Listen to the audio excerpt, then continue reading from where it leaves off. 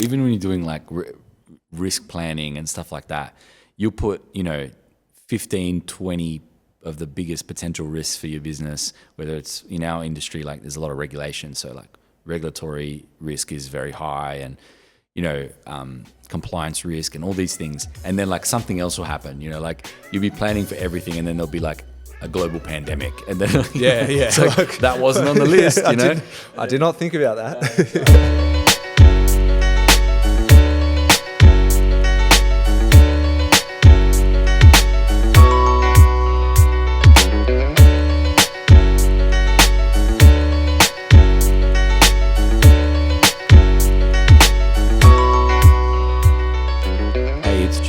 CEO and founder of loanoptions.ai, and we're back for 2025 with our first podcast guest. I'll let him introduce himself. Tim Cullen from Tradespec. I'm the CEO and co-founder of Tradespec, which I've been operating since 2019 now. Yeah, wow. Well, we met through Club of United Business, and sort of started to build a good relationship both through golf and through business. And but I want to dig into your story because, obviously you won at the Club Awards, fastest growing business, and you guys are doing some amazing stuff. But before we get to all the accomplishments that you guys and all the goals that you're kicking, I'm sure there's been quite a journey. So I want to kind of start really at the very beginning. Like, tell us a little bit about your background, your career, up until the point where you decided in 2019 to start this business, and where the concept came from and everything. So. Yeah, sure. So I wouldn't say it was a complete fluke, but I mean, if we sort of go back towards my upbringing, where I grew up around the Sutherland Shire. Are you a Sharkies man? No, I actually support Manly, to be honest, which is unusual. But my dad went for Manly, and my dad's side of the family always supported Manly. They grew up around Manly, and just like inherently was passed down to me. Yeah. I copped a lot of shit for it, obviously, on the way through.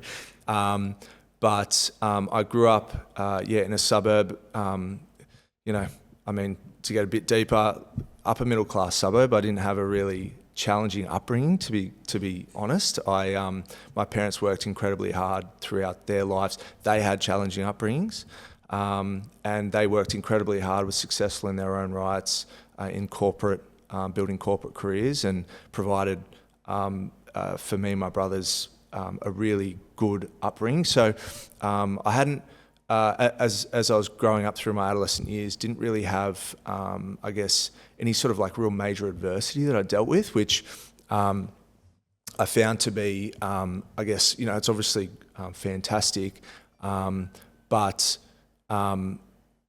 it sort of, as I went through my teenage years, didn't really know what I wanted to do. I always knew I had like quite a lot of drive and ambition in me, but I couldn't quite put my finger on what direction I really wanted to go in. But what I did, learn from my parents growing up was watching my mum, particularly, who dealt with quite a few curveballs throughout her life, deal with that adversity. And I learnt directly from her in how she dealt with that adversity and overcome those challenges. And I watched that, and I think that's where I picked up a lot of, my tendency to work as hard as I possibly can, because I saw her, and my father as well, but I saw her work incredibly hard through her, when she, as she raised us, me and my brothers. So I went through a normal Catholic school, went to Pensis Marist, and it was a fantastic school, and went on to 11 and 12, and then left year 11 and 12, and kind of didn't really know what to do, and I oscillated between part-time study and part-time work, and at university, and I had a job with an insurance company casually while I went to university, and I didn't really know exactly what I wanted to do. So I studied business, but when I went after university, I went into corporate, and I went and worked at these insurance companies, and there was just something about it that I just could not get a shred of engagement or commitment and drive that in myself to sort of like engage or get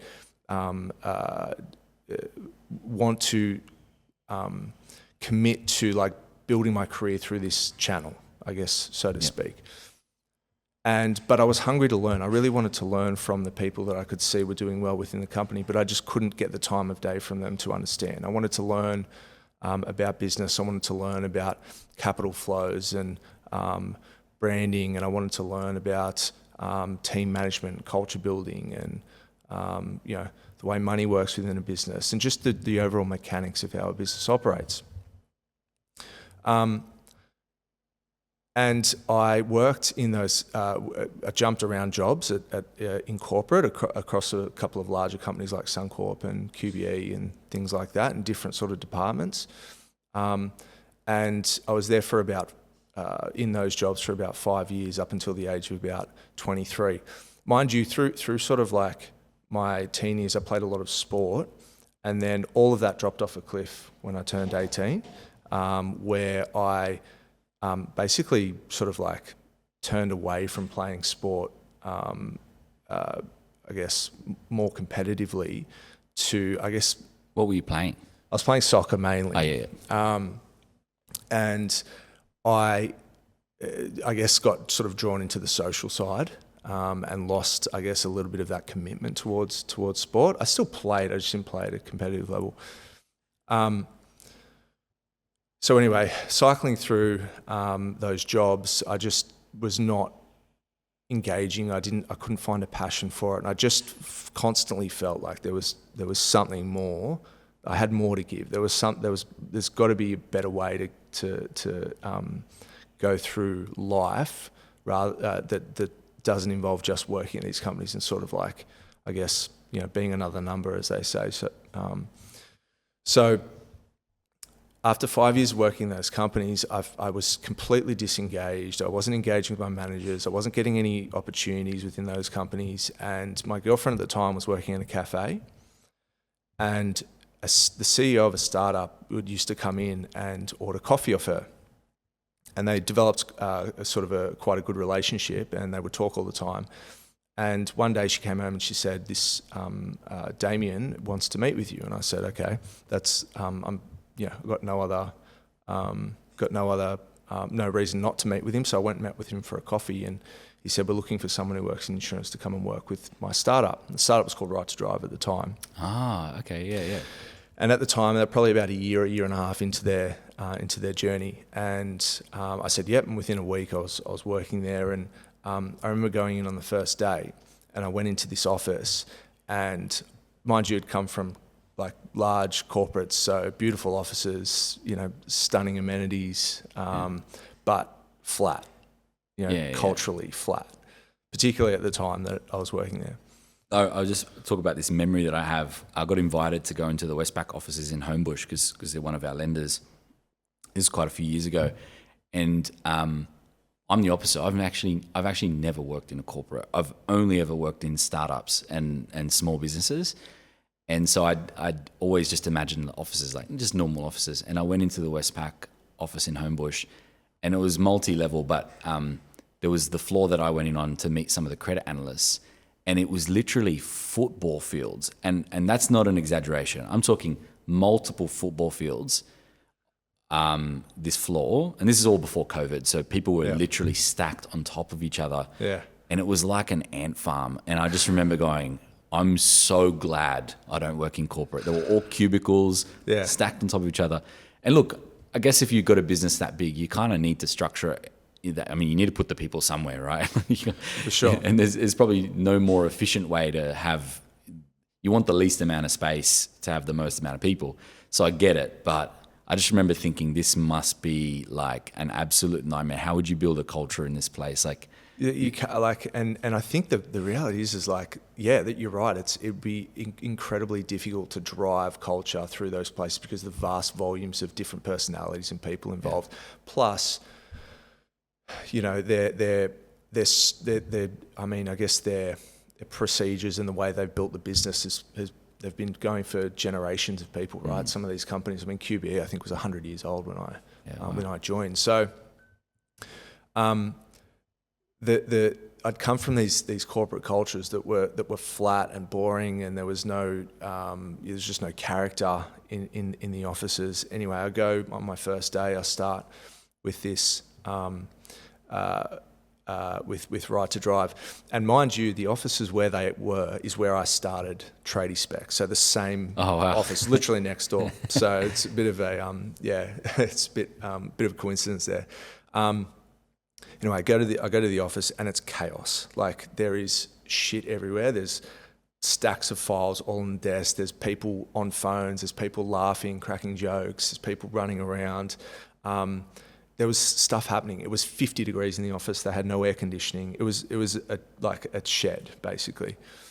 And at the time, they probably had about 1,000 cars maybe in their fleet. And this is a year in, so they'd been really growing quite rapidly. And I sat down in the office with the CEO, and he explained to me about the mission and the vision and what they're trying to do and how important it is that this service that they're providing to their customers, and why it's so important, because it's not being provided by these insurance companies that should be providing this service. And they're on a mission to make sure that people get on the road after an accident, and so on and so forth. And I just remember thinking, like, this is where I need to be. Like, this is exactly the type of environment that I need to be in to foster this or ignite this kind of spark that I knew I've had. I just didn't know what direction it needed to go in. And just a side note, I think, and you probably would agree with this, but some people find the corporate experience channel beneficial, but I would say to other people out there, if you are looking to learn, Startup. 100%. Your learning is accelerated, and one of the reasons for that is you're not wearing one hat. Like, you just, in a startup, you cannot afford to pigeonhole people. Everybody's doing more than one job. Exactly. No one has a really robust, defined job description. Everybody's job is to just trying to, walk or run towards the North Star or the mission or the vision. 100%. And that's the unique thing. When I have people that I'm looking to recruit and they ask me, can I have a copy of the job description? I'm just like, you are not a fit for me. It's just the wrong question to ask. Like, exactly. If you want to know more about the role, ask questions about what a day in the life looks like. And I always do that as part of the interview process as well. But a job descriptions mean someone who asks for a clearly defined job description. It tells me that they just want to be put on the desk, given the tools, and then just do their job, but only their job. And it means they're not really a company person. They're really someone who's, just in it for themselves, if that makes sense. Like, collecting a check. There is not, and I think this is a sign of a really good culture. There's not one person in our business that would ever say, "Oh, that's not my job." There is that would get you, that would get you crucified. Sure. It's just like, it would just never happen. It would just never happen, because everybody knows that it is one of those things in a startup that everybody knows they have to pull their weight and then some. And it's not for anything else other than, there's a high probability of failure. There's so many things need to go right, and you need a bit of luck, and you need a ton of hard work. Luck by itself is not going to be enough. And hard work by itself is also probably not going to be enough. So you need a bit of everything. And so if there's people that are just willing to cruise and stuff, it's just not it's not going to happen. And startup's not for you then. It's fine. It's just not for you. But yeah, I think there's things that you can take from the corporate world that probably I would have benefited from if I had a more balanced sort of lead up to my starting my own business. And some of that is just, I guess, how they document and systemize processes. Really, not all corporates do that, right? So it's kind of a catch-22. But if you go to the right corporate and they have everything, process, systems, it's clearly defined how you do something, and you could take Joe Bloggs off the street and give him a document or a manual or an instructional, and then they would be able to do the job. So that part is really good, because that's actually what gets you a really significant capability to scale. Because then when you add, let's say you have one broker support person as an example, or some sort of key administration role in your business, when you need to add tons more of them, if you have to do manual training with every single one of them, that's heaps. Like, it's hugely time consuming. Yeah, it's Whereas costly as well. Yeah. Oh, very. And some of them aren't going to work out. So you might pour 6 months, 12 months into somebody, and then they're just not the right fit. Exactly. So having that from that sort of level of experience from corporate, also how to manage different things, how to solve problems, the sheer horsepower you get from all the brains, if they're good brains, the number of people you have makes it easier to solve problems versus trying to do it all yourself. For sure. Yeah, definitely. And it'd be good to dive into a little bit about that as well, because we do a lot of work with Toyota, and the way they go about their cultural aspect is really interesting, but different to the corporates that I was at. And you're 100% right. And I think there's this misconception that working for a startup is a risk, but I also see it as being a risk if you work for a corporate for 5 to 10 years and don't get the progression that you're actually looking for. Whereas in the first 6 months at Right to Drive, I learned more about business than I did in the 5 years previous at any of those corporates. And not because of a lack of trying, it's because the exposure that I had to exactly what you said, which is everyone does a lot of different things, and there isn't a job that's not done by everyone at some point. It gave me exposure to the analytical side. It gave me exposure to the sales aspect. It gave me exposure to just the general mechanics of how a business operates very quickly. And I had to learn because it's all self-starting environment. So I was there, and I learnt a huge amount, and I found a mentor that is still involved in my business now today, Tradespec. It taught me a huge amount about the financial side of a business, which I'm incredibly grateful for. And after a couple of years, 3 years, I decided to leave. The company went through a huge meteoric rise. I think they ended up selling for 65 million after 4 years or something like that. So it was a great environment to be in, to see how the business scales really well. But for the last year there, I just knew that, like, this is the direction I want to go in, but I want to do it for myself. And so for the last year, behind the scenes, I was sort of working on my own business model. And my business partner, currently my business partner, he worked in sales specifically, and saw particularly how there was a lack of vehicles for tradies out on the road after they had an accident. We know tradies don't just drive utes, they drive fit for purpose utes. And so we quit, just decided that was it, we're going to leave, quit. We went out, bought our first ute. It was a second-hand Hilux from Sydney City Toyota that we bought for 18 grand with a loan from Macquarie Bank that we had like no business getting this loan. And we got back to our site, which we were sort of like subleasing off this other tenant. We had like literally 25 square meters, and we're like, we need to put this car on hire. How are we going to put this car on hire? We had no idea what we're going to do to put this car on hire. So we put an ad on Gumtree. We get a call from this lady who's like, I need to hire the ute for 7 days. Can I hire it? We're like, absolutely. Where are you? I'm in Richmond, which, for those of you who don't know where it is compared to us, it's like 2.5 hour drive. It's like out northwest. We're in Peaker, so it's like, anyone that knows anything about rental business, you've got to drive that far. You don't make any money. So we drive this car out with these rental agreements that we basically ripped off from Europe Car. Like, I'm not even kidding. It was like word for word, just replaced like Tradiespec. Pen and paper, no apps, no phones, no nothing. We drive out, we get to this farm, like it's literally a paddock. She's standing there. We give her the vehicle. We don't take payment up front, because why would you take payment up front? You're crazy.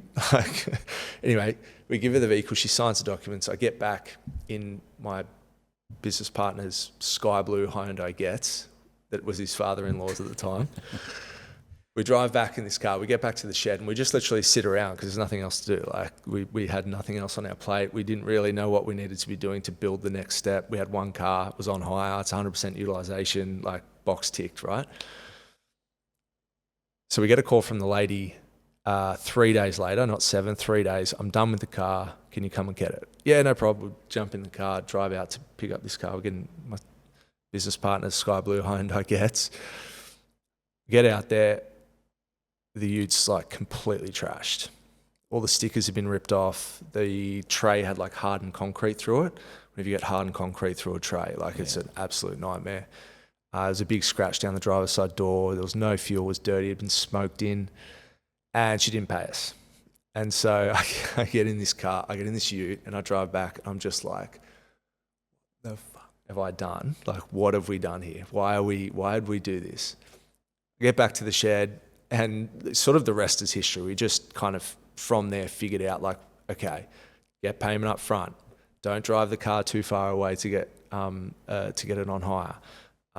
All these little things that we started to build in, and then it was sort of like one car became 5, and by the first year I think we had about 50, and then by the second year we had about 150 or close to 200, Wow. and then now we've got about 700 vehicles in the fleet, and we're in Brisbane and Melbourne as well. So it's really sort of developed over time through a lot of hard lessons, which you think we would have already known from our experience at a rental company. But it's funny, and you would absolutely probably attest to this, that only time in the hot seat can build the experience. You cannot, nothing prepares you for it. Yeah. Like, it doesn't matter how many books you read, it doesn't matter how much you speak to your mentor about it. Granted, very helpful. Nothing prepares you unlike time in the hot seat. Yeah, well, even when you're doing like risk planning and stuff like that, you'll put, 15, 20 of the biggest potential risks for your business, whether it's in our industry, like there's a lot of regulation. So like regulatory risk is very high, and, compliance risk and all these things. And then like something else will happen, like you'll be planning for everything, and then there'll be like a global pandemic, and then it's like, that wasn't on the list, I did not think about that. No, that's right, and so that's the thing, is like you can plan all you want, but at the end of the day, life is always going to throw you curveballs. Business is always going to throw you curveballs. Customers always going to throw you curveballs, and I think you just need to build up a level of tolerance to like, there's going to be stuff that we couldn't have possibly planned for, and so really what we need to do is just get good at being resilient and agile, so we can pivot if we need to, or if things go wrong, we're going to have the ability to come back from it. So for sure, yeah. The best, what do they say? The best defense is a good offense, right? Yeah. You're agile, ready to change, you're adaptable, right? You can quickly switch from being on the back foot to the front foot. So 700 cars in the fleet now, and specifically, Tradespec, if you want to tell the listeners exactly what you guys do, so that way people go, oh, I didn't even know this service exists. Because like, even in my mind, when we first started talking about it, I was like, you're absolutely right. There is nothing else like this, and it makes so much sense that you guys would have carved out a really good niche here, because my brother's a builder, one of them, and my other brother has got a concrete pump, and like if their utes and setups are off the road for any amount of time, like it's problematic for them. And so, not necessarily saying you have concrete pumps on hire. I'm just saying that like they have very specific tools of trade, and their tools of trade are their vehicles and the setups that they need to get the job done. So tell us more about specifically who you can help, who your ideal clients are. Yeah, sure. So our business model is basically we provide fit-for-purpose commercial vehicles to the trade and building sector, construction sector. We do a bit of mining as well. All the vehicles are premium commercial, so Toyota Hilux, Ford Ranger, Isuzu D-Max, premium commercial Tradie essentials packs like toolbox, ladder racks, tow bar. We offer them on our flagship service is called our rent-to-own service. So it's basically a rental contract that is flexible, the ability to get out of the rental contract, but after the term, we transfer ownership over to you. So it's a little bit of a hybrid between, say, an operating lease and, say, a finance lease. All of the additionals come with the weekly rental payments. So insurance, roadside assist, CTP, registration, servicing, maintenance is all included in the weekly rental payment. So you don't have to really worry too much about the actual fleet management of the vehicle. It's just there on the road. One simple payment. Yeah, that's it. And that's really what tradies need as well, right? Like let's be honest. Like they're so busy, you're getting up early, working long hours, come back buggered. You know, they don't have time to sit there and shop around for the best insurance and get this done and get that done. If it's just all handled for them, that convenience itself is worth a lot. So for sure, and I think it's underestimated how much administration work is required in managing a fleet of vehicles. And if you're a tradie, you got 3-4 vehicles. It's 3 insurance policy renewals. It's 3 registration renewals. It's 3 to 4 services a year that you've got to organise. And like, do you have a replacement when the vehicle goes in for service, which directly impacts their ability to earn an income on that day? So there's lots of different aspects to fleet management that become a pain when you're managing a trade business. And we all know what it's like going through those sort of stages where you're a smaller business. All of those little administrative tasks that you just dread having to do that are absolutely necessary to the function of the business. Our service kind of alleviates a lot of the pain of that. And so, you know, there's other benefits as to why someone might want to consider a rent to own or rental product full stop. And one of the reasons is just from pure tax perspective, your accountant might advise you to not get a chattel mortgage and to actually take out a rental product, because then the entire rental payment is, you know, potentially, I'm not an accountant, this is not tax advice, but the entire rental payment should and could be tax deductible versus just the interest component or something like that. Exactly. And so sometimes needing a bit of flexibility on a shorter term rental might make more sense, because on other commercial loan products, you might have huge early exit fees and things like that. And there's a whole bunch of other reasons, but, you know, maybe even, you know, it's a startup business or something like that, and they're maybe not eligible for credit. You know, obviously we have a whole bunch of lenders, but even then, sometimes the client's not eligible for a loan, and so a rental might be suitable. And so, you know, how does the process to get, like, I don't know if you have like an approval process, like how does that work? How does somebody, you know, become eligible for a rental product? Yeah, it's so like to get into our service, there's far lower barrier to entry than typically would be for say going down the path of finance. Obviously, there's sort of array of different lenders out there which you know provide different options, but to get into our products is very straightforward. You need to, as long as you have an ABN and you're a registered trade business, and you operate in that sector, and you can provide a driver's license, a driving record, and proof of address through a bank statement, then typically we'll be able to provide a vehicle within 24, 48 hours, depending on how bespoke you want something. But the process is very straightforward. The application is simple. It's a number of those documents supplied. We do review to make sure that there's nothing like major going on behind the scenes that's an issue.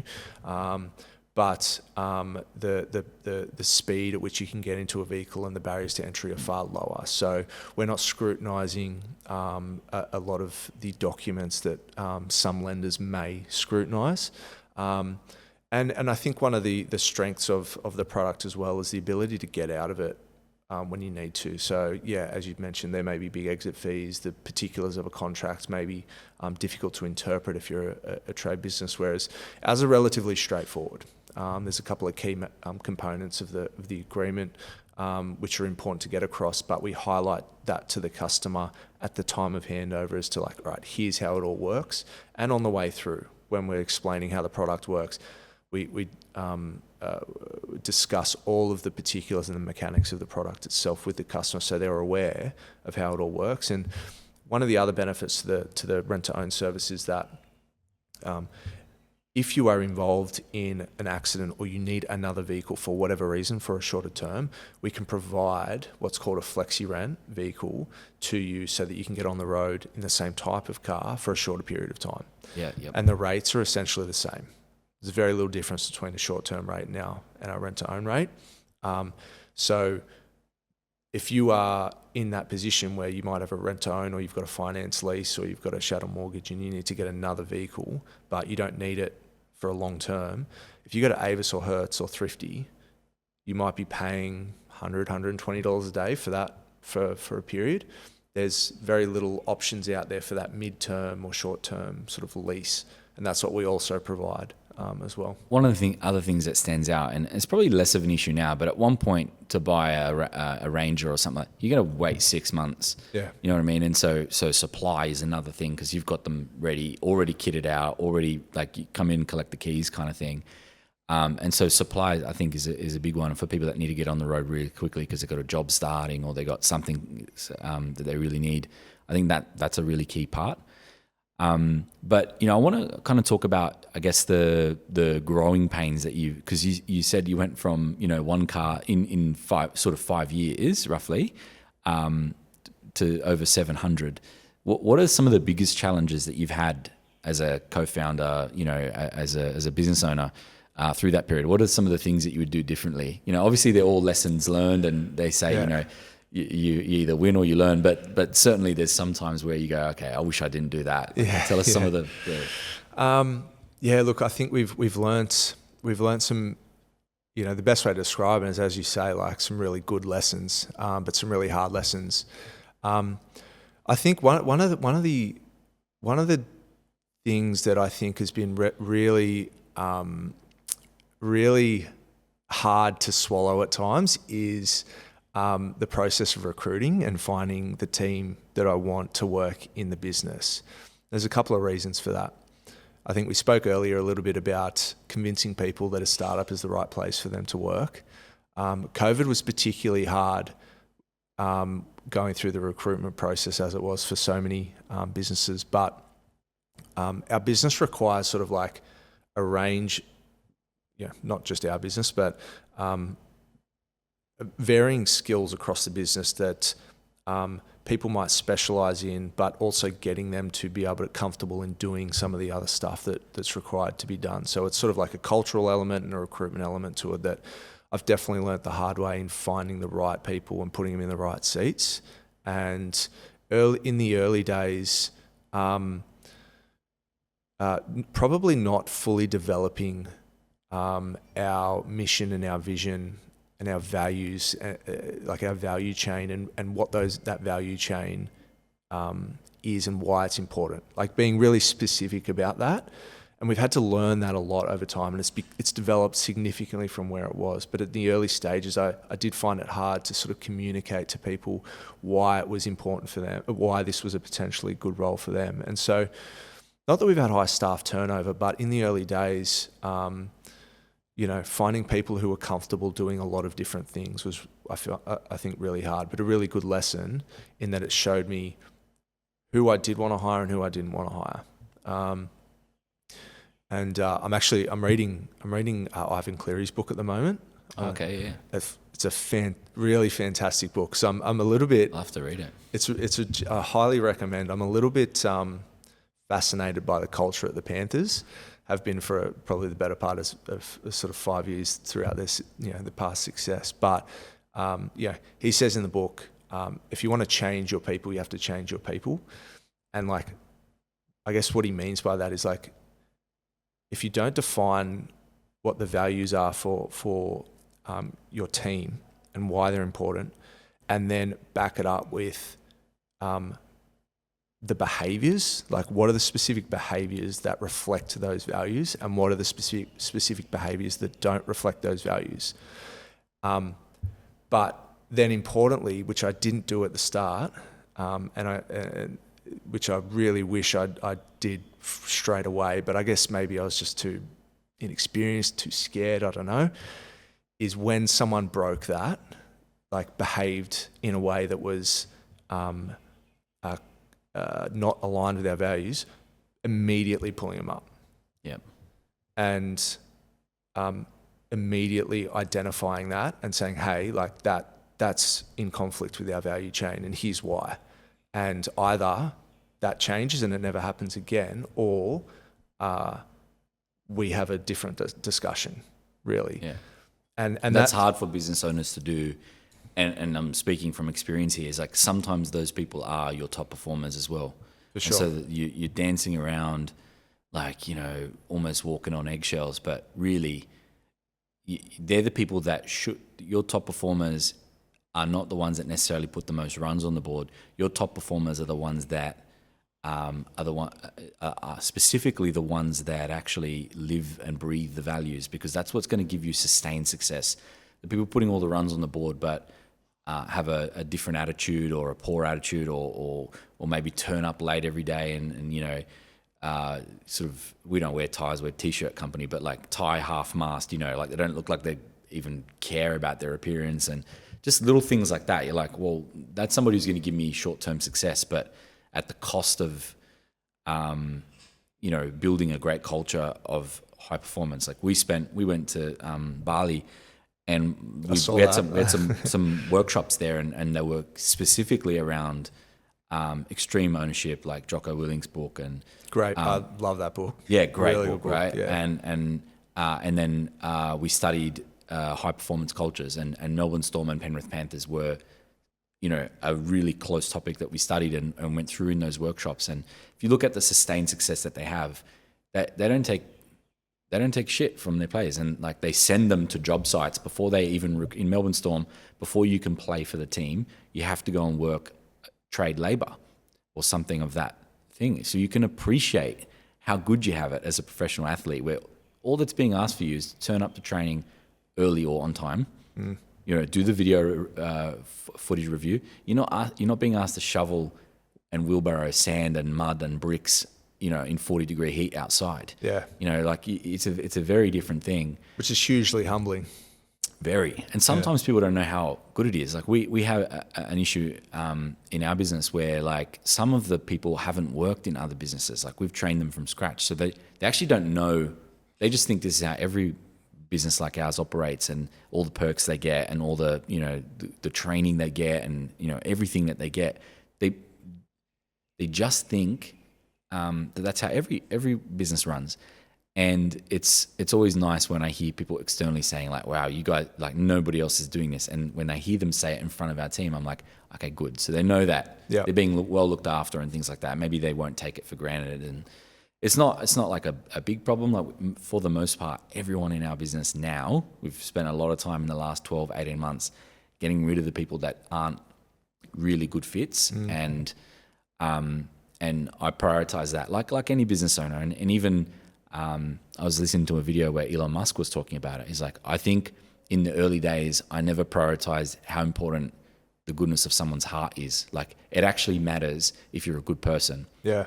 Some of the other things that we studied in the high performance culture thing is the All Blacks, obviously, right? And that's like the most successful team over the last 100 years or something, like a proper dynasty of high success rate. And one of the things that there was a quote that says, good player, sorry, I'm going to butcher it and I'm sorry. It's a great quote. Everybody should look it up, but it's something like good players make great, or great players make good All Blacks, but good people make even better All Blacks. Yep. And I think that part is really important, because you can't really be a good person. Like our values, there's a lot of stuff about like personal and professional development, about, one of them's test and learn, right? So that's about continuously improving yourself. And you spoke about Toyota before. They have their Kaizen principle, and they really empower their people to go for top quality. Like they actually get rewarded on how many times they pull the plug on the production line, which in other words stops the production line. And most other businesses would hate that, because it means that they're going to slow their output and not make as many cars and things like that. But they do it because the standard is quality. Yep. And so, yeah, that's a part that's really, really important. Test and learn. You've got to continuously reinvent yourself and always look to improve. If you're not doing that, and you're not capable of doing that, there's a saying that says, if you're not growing, you're slowly dying. And I truly believe that. Yep.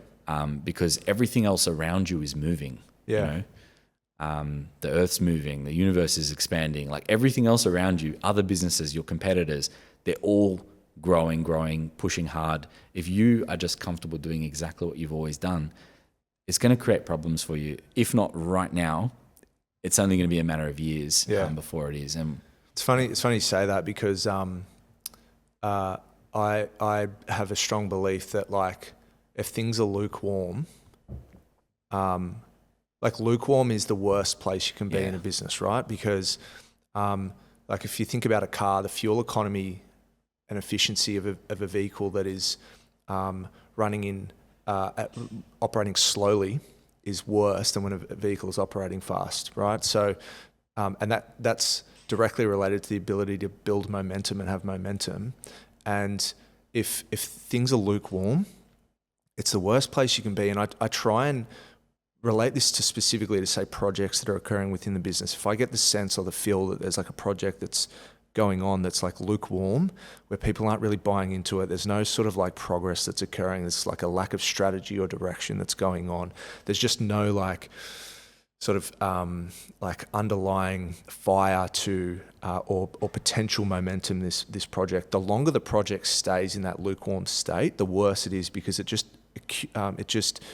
eats resources from within the company, whether it's obvious from a financial perspective or not.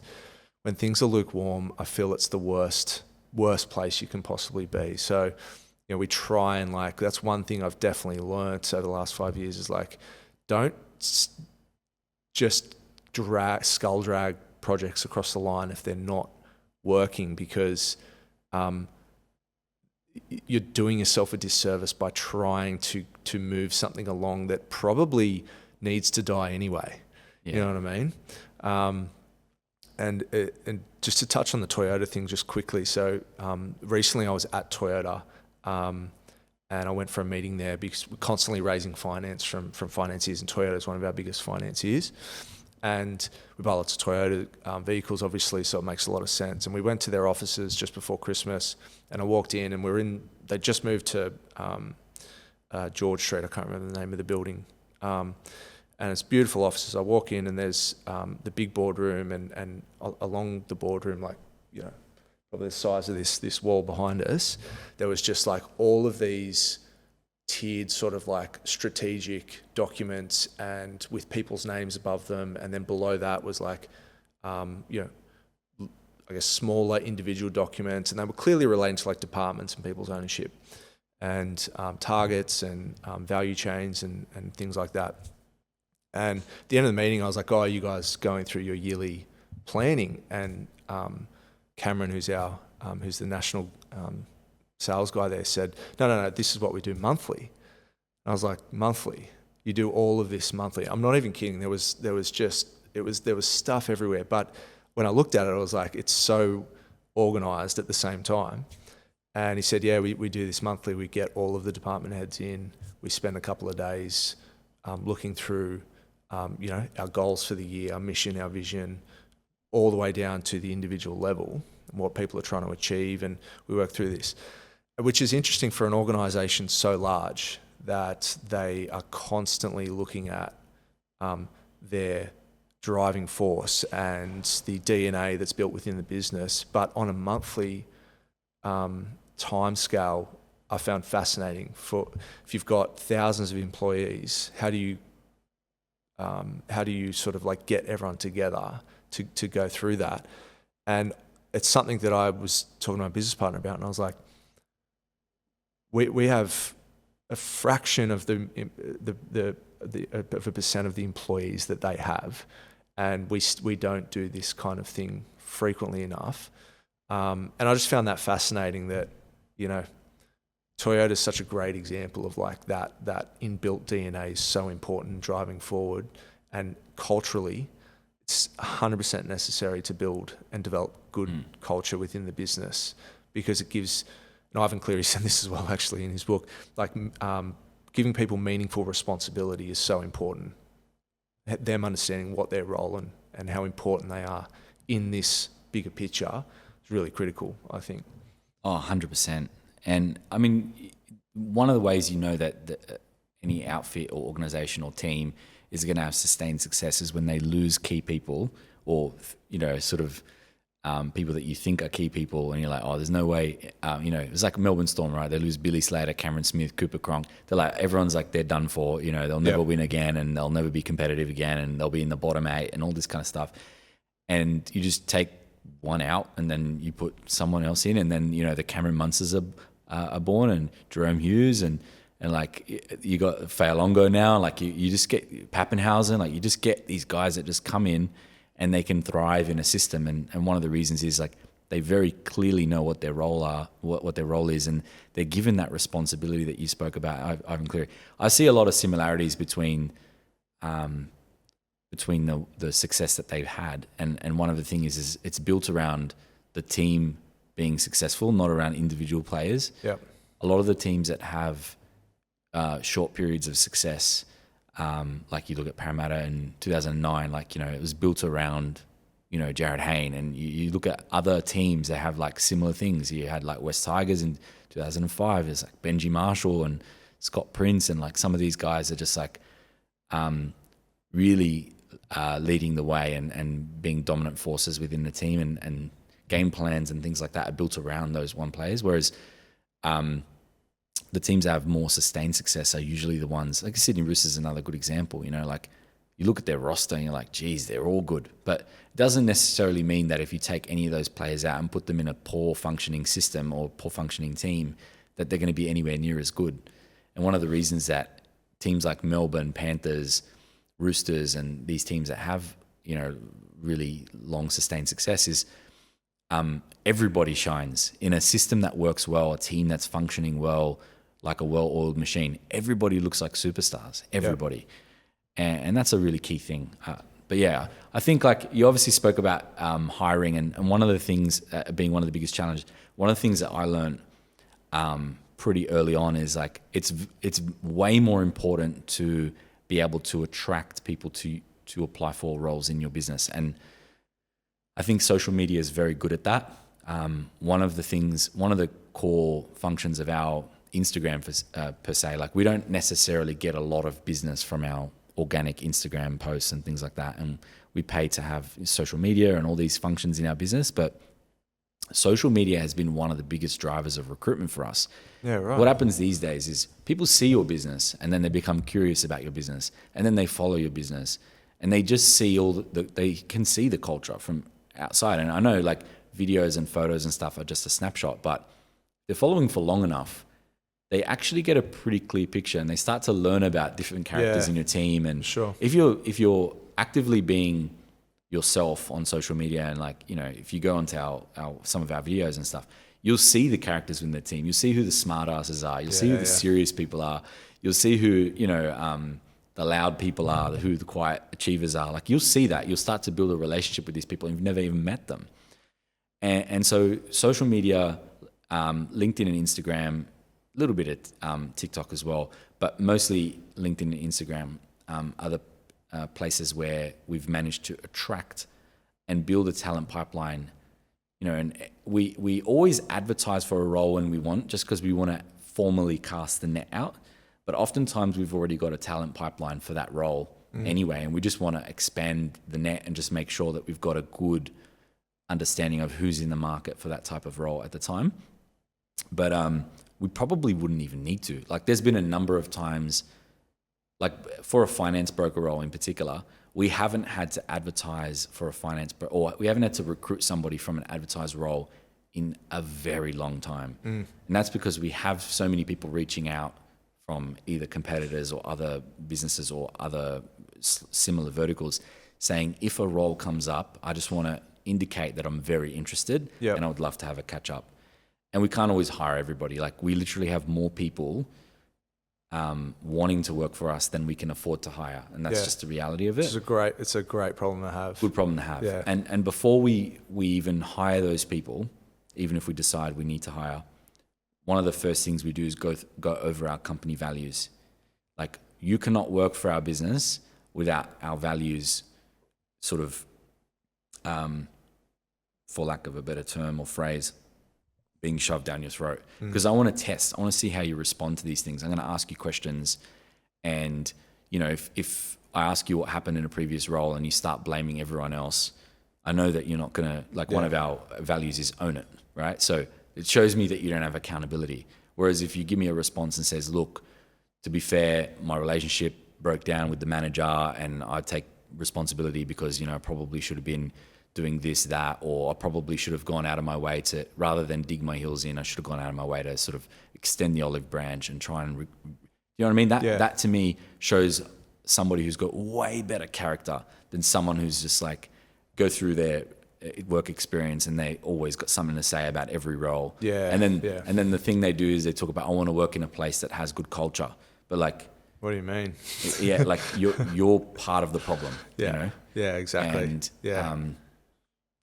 you know, culture, and you'll love this because golf analogy, and I've said it 1,000 times, but I really think it's the best way to describe culture is like, in the scheme of a golf course, you have the greenskeeper. He's responsible for beautiful presentation. That's the CEO or the founder or whoever's in charge of people in the business. Could be the COO in some businesses, or you know, anyone else.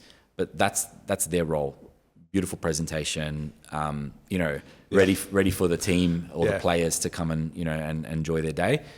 But then, you know, the golfers or the team members are responsible for fixing their divot, putting sand in there. You know, if they see rubbish, pick it up. If you know, it's like they have a responsibility in building a culture too. It can't just be from the top down. It's top down and bottom up, and then you sort of meet in the middle and have a fantastic culture. Yeah. But so if I was saying people who are sort of having that thing, and I've noticed you guys are doing heaps more on social media now, all those videos you're creating. We're trying, yeah. you might not see it immediately, and you're probably thinking, fuck, are they even working or whatever? And I hope they are. But in a matter of time, you'll start seeing that it becomes your number one recruitment tool. Because like, how cool is this business? Yeah. You know, like, oh, look, all the personalities in there, and they get to meet and learn a little bit about you and what you're doing. Like, that would be a really cool business to work with.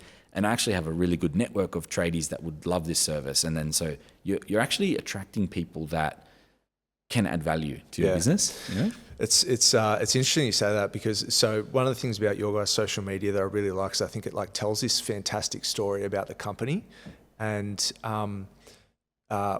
like before we started doing all these videos, we sort of lacked a little bit of direction with our social media, to be completely honest. We didn't really know what we should have been doing or where we should have been taking it. But I think your guys' social media, it tells a fantastic story. And the great thing about telling a story is that you will naturally attract people who align with that story, right?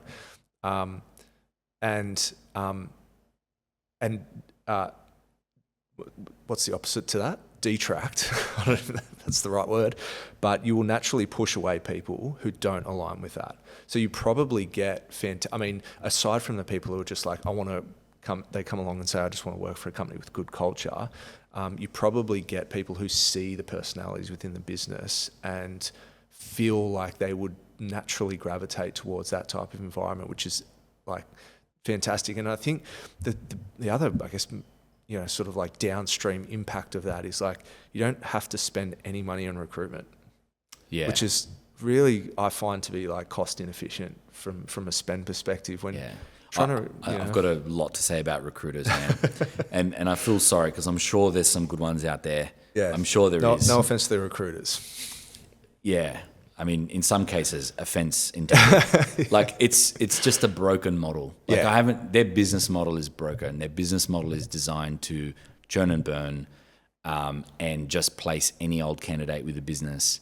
And every single one of them says the exact same thing. Because at different points in my career before Loan Options, we used recruiters, and it was just like, we had no, like, you know, in the previous business, Auto Approve, zero marketing budget, zero social media team. Any social media that did happen was just me posting something on LinkedIn on behalf of the company. I was wearing all the hats, right? And so I was wearing so many hats that like it was one thing I didn't have time for. And I was like, how do you find people? They don't, like, no one knows who your business is. Like the mass market doesn't know who your business is. Yeah. And but recruiters, they just don't have your interests. They're not aligned. Yeah, and how can they pitch the job when they don't really know the sort of, I guess, the character and personality of the company? They can pitch the specifics of the role, in the hope that I mean, you know, I've had experiences with recruiters in the past, and very negative experiences in the past as well, and often trying to be persuaded by what the salary range is. In that, I will cut out big portions of the market or the potential market because of the salary range. And whilst that may be true, the reality is if we're only looking for one person, you know, like cutting out half of the market is probably not a bad thing, because like what are you always trying to do on social media? We were trying to like the goal is to, what they always say is to try and like alienate enough people to find your core target, right? And I think that's the same with recruiting as well. It's like you're trying to find the people that suit this role, but also suit and would fit well with the culture and the company values. Very importantly, align with the company values, almost to the point if they don't, well, actually to the point if they don't align with the company values, that they can't be successful and work within the company. But if we're going to have a discussion about the salary range, that should probably be the last point in which we discuss, right? Like, let's talk about the person we're trying to find and then discuss the salary that would be appropriate for it. And that's because, like, as a business owner, your job is to get value from employees, right? So you wouldn't, like, if somebody was responsible for bringing in multiple millions into your business, you don't care paying them a lot more than, say, what the average salary for that role would be. Like, you don't care. It's literally a ratio of how much value they bring to the business. Like, that's how it should be. And that's equally, if you know that they're all going to bring a similar or same performance, then as a business owner, you want to minimize the amount you're paying so you get a similar or, improved ratio. So it's like, it's not like you want to pay them slave labor rates. No, that's not what we're talking about here. But it's like, you can't pay someone who's doing basic administration $100K a year. You just can't. The business doesn't work. And the salary, I think the salary is not an indicator. It's not a good indicator. In fact, it's not a reliable indicator at all as to whether that person's going to be successful or not. Yeah. The number on the piece of paper is not reflective of the ability of the person. And I think we see that all the time. Like, I think that in fact, where our team is now, I look at across our team, and I look at every year, the start of the year, financial year, when we start out, sort of the next phase of our strategy, I stand in the room with all the staff and have a discussion with them, and I talk about how every year this company grows and we move in the right direction, and every year I look at the same core faces, and I say, some of you are going to be with us here next year, and it's usually talking to the new people in the business, and some of you won't be here. But every year I look at the same group of people minus one or two, and I look at this core range, and they are there because they fit exactly what we're looking for, and they do exactly what we need of them, and in return they get exactly what they want out of us. Not taking for granted for the fact that they work incredibly hard, and it's a challenging job to work in. It's not an easy business in terms of what's required of the staff sometimes, but the core faces are there and have been with us now for pretty much most of the, at least 70, all of them have been there for at least 75% of the journey. And the ones that come on board that end up leaving, when they do leave, it's usually a bit of a relief. Yeah. You know what I mean? Like, when they're there for a bit, whilst they may be signs that they're got potential, if they leave, it's usually for the better. Yeah. Because it probably was not going to work out anyway. So you've got like A, B, and C players, right? And you spoke about lukewarm, so I'm going to tie this in. But Steve Jobs used to speak about the B players being the ones that actually slowly kill a business, not the C players, because the C players, you identify them, they either get better or you move them on, or they move on, because they see the writing on the wall. The B players are like, you're accepting mediocrity. And I thought, that was very interesting, because like normally you go, okay, well, B players, like, obviously you're always going to have your A players, and you want ideally to replicate as many of them as possible, but it's dangerous to have B players in your team because of that lukewarm thing that you spoke about. It's like, if they're doing a good enough job, good enough is not going to get you to the next level. And so that's why, where possible, you want to try and keep lifting the standards and, keep raising the bar. You shouldn't be comfortable. Like, okay, let's say a year ago you would have been super happy with where you are now. 2 years ago you wouldn't have maybe even dreamed of where you are now. 5 years ago you definitely wouldn't have seen that when that lady returned that car. Yeah, exactly. It was all crashed up and stuff, concrete in the boot. There's no way you could have imagined at that point that less than 5 years from now you're gonna have 700 cars in the fleet, winning awards for being the fastest growing company. And let me just say, that award you won at Cub, like, that's not like big fish in a small pond. That's like big pond. Like the level of entrepreneurs in that is just crazy. And so you should be really proud of that. Thank you. I actually, I said it to, I think I said it to my business partner. I was like, I said, we've been nominated for that award. And I said, but I said Julian's in it, so I don't think we're going to win it. No. We had like a couple of years ago, we had, sort of explosive growth. And, it was like in some areas of the business, it was 250%. Some areas it was up to 300% growth. But I think it's going to be just the way our market and industry is, it's going to be extremely difficult.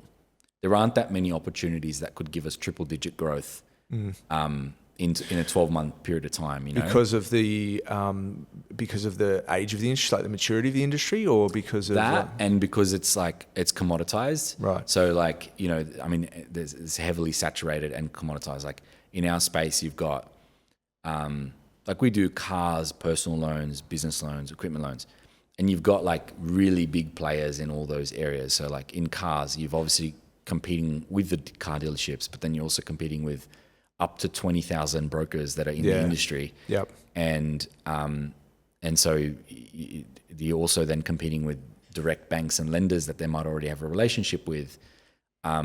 So it's very hard to get, like, it's a $260 or $270 billion a year industry, asset finance. Yep. And that's a crazy number. So like, even if you're 1%, the biggest broker is a company called Finlease, and I have a good relationship with those guys. They're really, really great. Built an amazing business, and they have offices here, there, and everywhere. And they do like really big ticket equipment and stuff. Mm-hmm. And so their average borrow would be like way higher. I think their average borrow is over 100,000 or something, versus ours like 36,000. So they're clearly dealing with a different type of clientele, and that's why like our industry, as much as like we have lots of competitors, they're not like, the industry is so big that like we almost never cross paths with each other. But and I don't know exactly. I always connect dots and figure out how much volume people are doing and stuff. But like they would be less than 1% of the market, and they're the biggest. Yeah. Right. So even if we got 1% market share, we would be the biggest broker in the country. Yep. And so that's why it's very fragmented, it's very saturated, lots of people to compete with. Like in that sort of equipment space, you're competing with like equipment OEMs that have their own finance product. Like if you're doing excavators, like Kubota has Kubota Finance, and like you're dealing with all these sort of other variables in cars. Like you're coming up against Toyota Finance, or there's Nissan, huge players. There is Volkswagen Finance, and like you're dealing with big companies, and they're trying to sell cars, so they usually have like special offers and things like that are subsidized within the vehicle price. It makes it hard to compete, but it's not impossible. And where it's very, very unlikely, short of a really crazy subsidized offer, very unlikely that we can't beat what the dealer's offering. Very, very rare. Because of the in-house options that they've got for the customer, like they only have limited. So they have usually a dealer will have anywhere between 1 and 3 lenders. If they've got like heaps of franchises in their thing, they might have no more than 5 lenders in their dealership. Whereas we have 90. And so we've got like major banks, and then we've got some of the lenders that they have access to, we also have access to. In fact, a lot of them we also have access to. So we have what they have plus more, and that's why it's really hard for them to compete on us purely on merit and price. The way they have to compete is by like doing a bit of smoke and mirrors with the customer, like, if you go with the broker, you're not going to be able to pick it up until next week, and they say all this garbage stuff. But and so that's what I was saying about like us. Like for us to get 300% growth from here, it would put put us in the top 1%. I'm Well, not saying it can't be done, but I'm also a very pragmatic person. Like, I just think triple digit growth for me, or even like what we had, 300% growth. I don't think that it's necessarily, short of some big partnerships landing, which you never know. We're always working on stuff, but I think there would need to be some pretty significant movement in the market or some kind of disruption in the market for it to open up.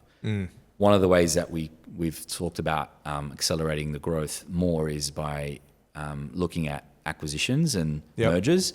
And so that's going to be one of the goals I've set for this year, is to do at least one merger or acquisition and acquire businesses that we can add value. And that could be in a couple of different ways. I won't get into that too much today, but that can accelerate growth. Like, you can plug in another business, and there's other brokers in carbon, things like that. But if you think about some of the other brokers, you could plug in their business into our operation and virtually have, for them, a decrease in their costs. And because of all the back-end services we could provide and technology and streamlining everything for them, allow them to write more loans. So it's going to be a win-win for them, but also and us, obviously. So I think that's the thing for me, is like when we were in that, I was like, we've already had our like super fast growth. I think from here now, the business is a little bit more mature, to the point where the base is much higher. So it's like, we can't, like, we had 11% revenue growth, and that was like difficult year and things like that. I do think that we could probably aim for more than that. Like, we ideally would have loved to have more like 30% revenue growth.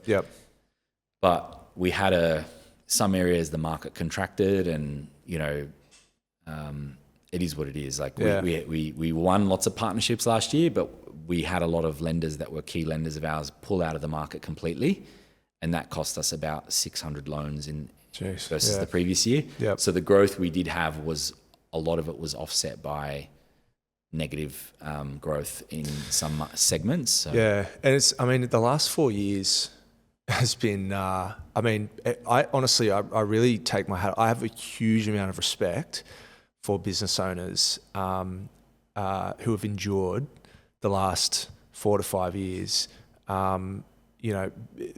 Just even if the impact, particularly people in the hospitality industry who have really battled through, but even if it wasn't, like, the impact on the business wasn't so detrimental through the last 4 years, but just enduring the constant uncertainty and the underlying level of, sort of, I guess, anxiety that everyone has really just endured for such a long period of time. I have a huge amount of respect for the people that have endured what we've gone through, and are going to seem to continue to go through for a little while.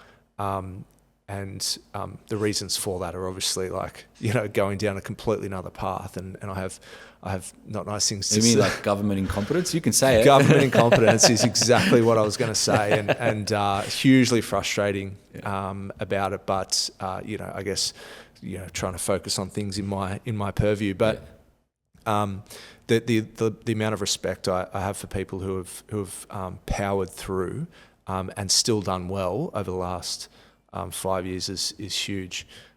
But in saying that, like, with the award situation, so I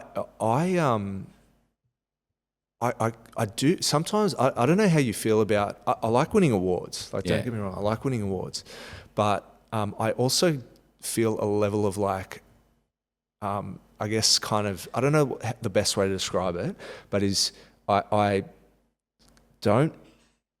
almost don't want that sort of, like, kind of like, it's almost like there's an expectation that kind of gets set by it. I don't know if anyone else feels like this when it happens, but I kind of win the award and I go, oh, it's great, it's fantastic, but, like, is there now an expectation that it must continue to, sort of, like, perform to this elevated level, which the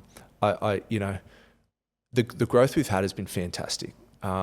It's not been without its drawbacks. I mean, one of the things about our business, not to get too off track, but one of the things about our business is an incredibly cash-thirsty business to run. Yeah. We have huge capital requirements. Obviously, we finance all of the vehicles, so we have large. I think our facility now is up around $30 million for our vehicles. So huge capital requirements on repayments for loans, the servicing and maintenance on the vehicles, the insurance, staffing expenses, site expenses. It's a really cash thirsty business to run. So maintaining the scale and the pace at which we move requires constant careful monitoring of how the financial performance of the business goes. And it's that has sort of been one of the really difficult parts, I guess, going back to sort of an earlier topic of what have been some of the challenges. That has definitely been one of the challenges over the last little while, particularly with the environment that a lot of us operate in now, which is just this sort of level of uncertainty. What does over the last year, what does an interest rate increase mean for me downstream of the market? What level of impact does that have on my clients, and what is that impact going to have for me? And how does it affect demand? How does it affect? Yeah, exactly. How does it affect demand? And then it's exacerbated by the way the media goes about reporting on all of this information, which I try and draw back from, but it's really hard to not pay attention to it because it's everywhere. Yeah, you don't want to sort of remove yourself from accountability by blaming it all on external factors, right? But equally, whilst you should be focusing on what is in your control and pivoting and acting accordingly, there are external factors that play, and you shouldn't have your head in the sand about those external factors. You should understand what risks they have and things like that. But yeah, it's the media thing is crazy because I feel like if I had my little fortune telling ball, whatever they're called, crystal ball, if I had a crystal ball, I would say probably first rate cut will be first few months of the year, February, I think, but it's just going to take away some of that uncertainty for businesses, and then I think we're going to see a return to better demand for a number of different services and offerings. It's really, really tricky though because they've constantly got us in this limbo rather than communicating. And if they said now rate cuts coming in February, right? People could breathe a sigh of relief. Yeah. Instead, it almost feels like they're deliberately not communicating and keeping everyone in limbo because they want the uncertainty. It maybe makes people spend less, or they think it makes people spend less. So I actually think they were going to cut rates, or should have cut rates before the end of the year. Yep. But because they didn't want people spending too much over Christmas and stuff like that, they didn't do it.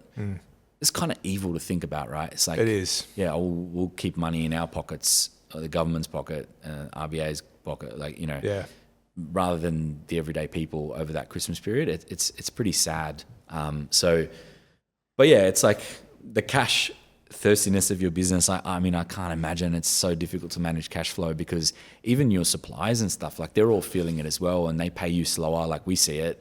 We get paid slower by some of our people, and people that owe us money, fuck. Yeah. And then that has not flow-on effects, and it's just trickles down. It's a battle. It really is a battle. And if you're running a startup that's fast growing, the capital requirements are always more than what you have because the vortex is getting bigger and it's sucking in more and more and more money.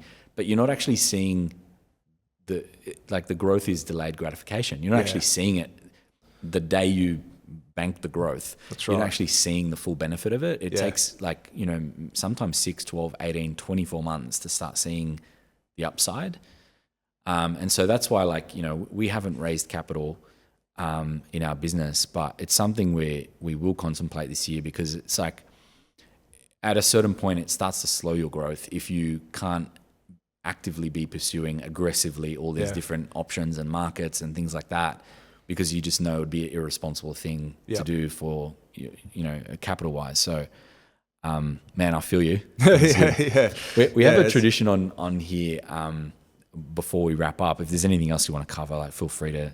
But before we wrap up, I always get people to do a 60-second pitch, like Yep. an elevator pitch of like why somebody should use Tradespec, and I think it's a good one to just get you ready for. So if there's nothing else that you want to sort of talk about, we can just go 3, 2, 1, go, and then Yeah, sure. then Yeah. No, let's do it. Well, it's put me on the spot, hey. when you're ready, 3, 2, 1, go for it. So traders should use Tradespec because at our core, we are a business that is highly focused on customer experience that is specific for tradies.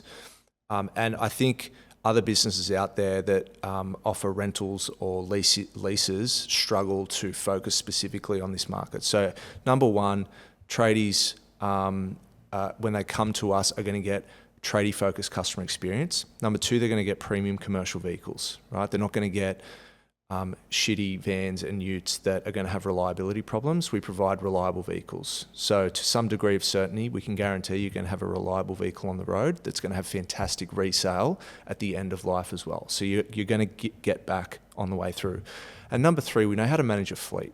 So when tradies use Tradespec, there's no uncertainty around whether or not their fleet is going to be managed well. They're getting all of our operational power to manage their fleet effectively, and that comes in the form of better pricing, right? We have buying power for our vehicles, we have buying power for our insurance. All of our systems are integrated, which makes it easy to focus on the fleet rather than them having to focus on the fleet themselves. So I think they're the three core reasons tradies should use Tradespec over other providers. Amazing, mate. Thank you. I really appreciate you doing this. Looking forward to getting back out on the golf course with you as well. And we've got to do that soon. See you around the clubhouse as well. Yeah, absolutely. Thank you very much, mate. Cheers. Thanks, Appreciate Jules. it.